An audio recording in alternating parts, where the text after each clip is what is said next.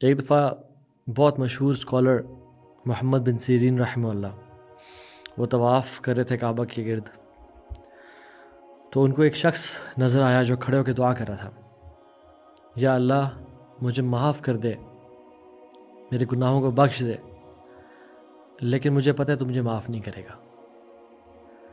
تو ابن سیرین رحمہ اللہ بڑے حیران ہوئے اس بات پہ، اور اس کو ریبیوک کیا اور ڈانٹا کہ تم یہ کیا دعا کر رہے ہو، کیونکہ ہمیں حدیث میں تو پتہ چلتا ہے کہ دعا کرتے وقت کنوکشن ہونی چاہیے۔ ادعوا اللہ وانتم موقنون بالاجابہ، دعا اس طرح کرو کہ تمہیں یقین ہو دعا قبول ہوگی، اور دعا کرنے کے بعد انشاءاللہ بھی نہیں کہنا چاہیے کہ اللہ مجھے معاف کر دے انشاءاللہ، یا اللہ تعالیٰ پہ رحم فرمائے انشاءاللہ، نہیں، دعا کنوکشن کے ساتھ ہونی چاہیے۔ تو اس شخص نے کہا ابن سیرین کو کہ آپ کو نہیں پتہ میری سٹوری، آپ جو یہ کہہ رہے ہیں because don't know my whole story. Ibn Sirin نے کہا واٹس یور سٹوری دین؟ کہتے ہیں کہ میں نوجوان لڑکا تھا جب عثمان بن عفان زندہ تھے، اور مجھے عثمان بن عفان کے بارے میں بہت ساری باتیں پتہ چلیں کہ یہ اپنے رشتہ داروں کو پوائنٹ کر رہے ہیں اور ان کے یہ فلاں فلاں معاملات ہیں۔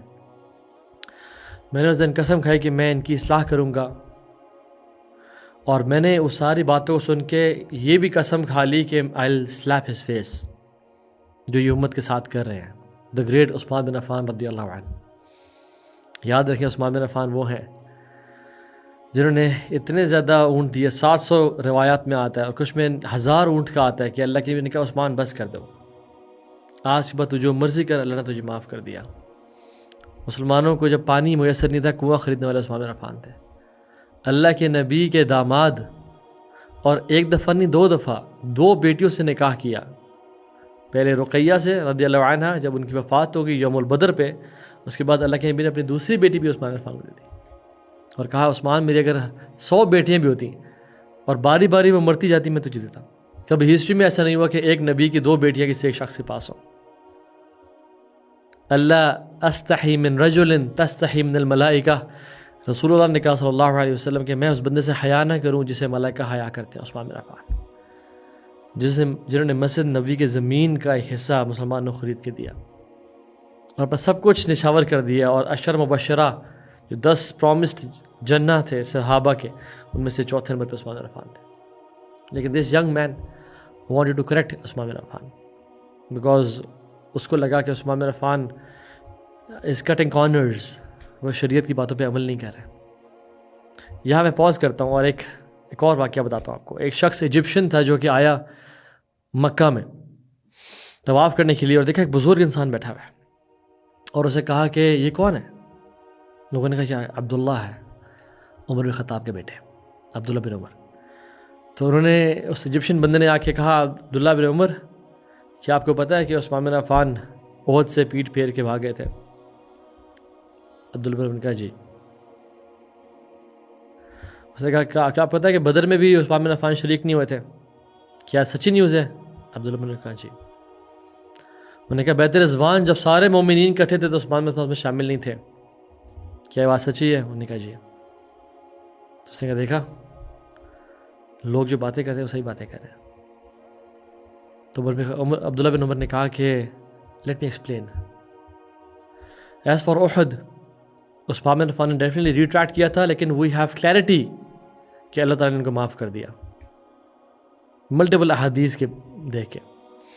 بدر میں وہ شریک نہیں ہوئے کیونکہ اللہ کے نبی کی بیٹی رقیہ وہ بیمار تھیں، اور رسول اللہ نے حکم دیا تھا عثمان تم رقیہ کا خیال رکھو، اور تمہیں بدر کے شرکاء کا اجر ملے گا، اور تمہیں اسپوائلز آف وار، تمہیں مال غنیمت بھی ملے گا، اور ملا۔ اور کہتے ہیں بیت رضوان کا جہاں تک معاملہ ہے کہ اللہ کے نبی نے جس شخص کو مکہ کے اندر بھیجا نیگوسیشنز کرنے کے لیے، وہ واز نن ادر دین عثمان بن عفان رضی اللہ عنہ، اور عثمان بن عفان سے کوئی اس ٹائم زیادہ کیپیبل اور آنریبل ہوتا قریش کی نظر میں تو وہ اللہ کے نبی اس کو بھیجتے صلی اللہ علیہ وسلم، لیکن sent Usman bin Affan to Quraysh.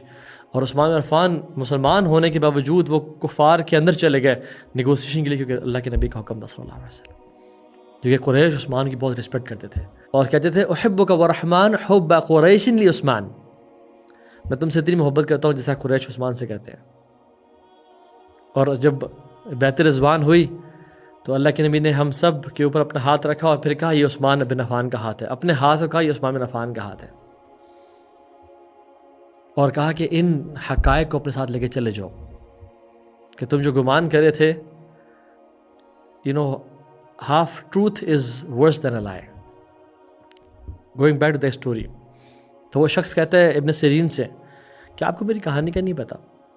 I wanted to fix Usman bin Affan and I took an oath by Allah کہ I'll slap him when I meet him. کہتا ہے جب میں پہنچا مدینہ تو میں اس ٹائم میں پہنچا کہ جب عثمان بن عفان کو ایک گروپ آف لوگوں نے قتل کر دیا تھا، یعنی شہید کر دیا تھا ایک طرح سے.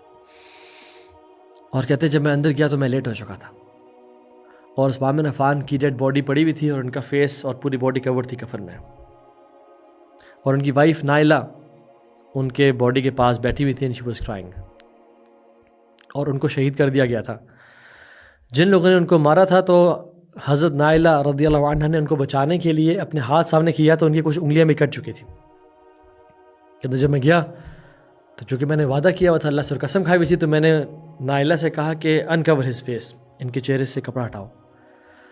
تو انہوں نے میرے چہرے پہ ایل انٹینٹ اور غصہ دیکھا تو انہوں نے کہا میں نہیں کرتی، اور مجھے ریٹیلیٹ کیا، روکا. لیکن اپنے غصے میں کہ انہوں نے امت کے ساتھ کیا کیا، میں نے ان کے چہرے ان سے کپڑا ہٹایا and I slept his face. عثمان بن عفان کے چہرے کو میں نے سلیپ کیا. تو وہ خاتون تھی آؤٹ آف اینگر اینڈ ریج کہ میرے ہسبینڈ امیر المومنین کے چہرے کو اس نے سلیپ کیا، تو انہوں نے مجھے کہا کہ یا اللہ تو اس کی آنکھیں چھین لے اور اس کے ہاتھ کو پیرالائز کر دے اور کبھی اس کو معاف نہ کرنا. یہ بات کہتے کہتے ابن سیرین سے وہ کہتے ہیں اس نے کپڑا اٹھایا احرام کا اور کہا کہ میرے ہاتھ کو دیکھیں. ابن سیرین کہتے ہیں کہ اس کا ہاتھ ایسا ہو چکا تھا جیسے ایک سوکھی ہوئی لکڑی ہوتی ہے، شرنک ہو چکا تھا. اور ابن سیرین سے کہتا ہے کہ میری آنکھوں کو دیکھیں، اور اس کی آنکھیں بلائنڈ ہو چکی تھیں، he couldn't see anymore. کہتے ہیں عثمان بن عفان کی وائف کی جب پہلی 2 دعائیں قبول ہو گئیں، مجھے لگتا ہے ان کی تیسری دعا بھی قبول ہوگی. اس لیے میں کہہ رہا ہوں یا اللہ مجھے معاف کر دے، وَلَا أَظُنُّ أَنَّكَ تَفْعَلُ ذَلِكَ، اور مجھے معلوم ہے کہ تو مجھے معاف نہیں کرے گا. میرے بھائیوں اور بہنوں، some times in our desire to fix someone we ruin our hereafter. And this young man, this young lad، ایک بچہ، نوجوان، یہ ایک عالم ربانی، ایک خلیفۃ المسلمین عثمان بن عفان رضی اللہ عنہ، ان کی اصلاح کرنا چاہتا تھا. اور what he did، اس اصلاح کے چکر میں اس نے دنیا بھی تباہ کی اور آخر بھی تباہ کی. So شارٹ سے اسٹوری میں لیسن یہ ہے کہ some times what happens is youngsters، young lads، بچے immature، they want to fix some scholars. فلاں شیخ مکہ میں، فلاں شیخ، they are corrupt، they are scholars for dollars، وہ ایسا کر رہے ہیں، وہ تو بک گئے ہیں. سبحان اللہ، اللہ المستعان. اللہ سے توبہ کریں. امام شافعی رحمہ اللہ کہتے ہیں کہ علم کے 4 سٹیجز ہیں. پہلی سٹیج، انسان کو لگتا ہے کہ مجھ سے زیادہ کوئی نہیں جانتا ہے اس کے بارے میں، اس سبجیکٹ کے بارے میں، کیونکہ اس نے کچھ پڑھ لیا ہوتا ہے اس کے بارے میں. دوسری سٹیج جب انسان پہنچتا ہے اس کو لگتا ہے کہ ہاں مجھے زیادہ پتہ ہے، لیکن کچھ ایسا نالج ہے بھی اس سبجیکٹ میٹر کے بارے میں جو مجھ سے چھوٹ گیا، جس کا مجھے ابھی تک نہیں پتہ. تھرڈ سٹیج، انسان کو لگتا ہے کہ مجھے تھوڑا پتہ ہے اس سبجیکٹ کے بارے میں، لیکن زیادہ ہے جو مجھے نہیں پتہ، کیونکہ اتنا کچھ کھل رہا ہے میرے سامنے.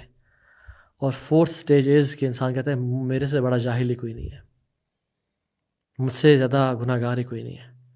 And when he experiences the ocean of knowledge, تو اس کو پتہ چلتا ہے کہ آئی نو نتھنگ، میں کون ہوں اور میں کیا ہوں. جیسے امام مالک کہتے ہیں من انا وما انا، who am I what am I, because he reached the 4th level of knowledge. But most of us are scratching the surface.